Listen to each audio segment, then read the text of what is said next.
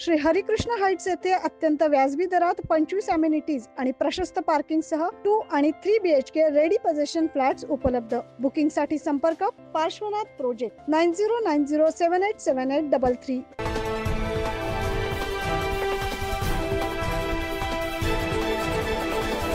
नव्या सरकार स्थापनेसाठी आज मुंबईत राजकीय घडामोडींना चांगलाच वेग आलाय।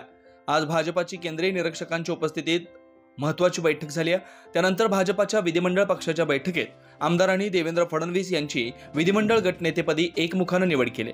या सर्व निवड प्रक्रियेनंतर आता देवेंद्र फडणवीस हेच राज्याचे नवे मुख्यमंत्री होणार यावर शिक्कामोर्तब झालाय।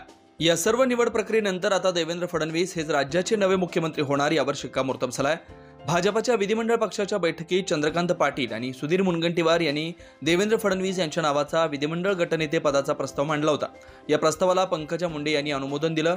यासह प्रवीण दरेकर यांनी देखील देवेंद्र फडणवीस यांच्या नावाच्या प्रस्तावाला अनुमोदन दिलं।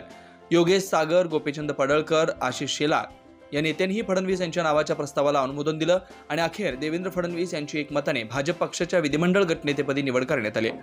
9 न्यूज महाराष्ट्र ब्युरो।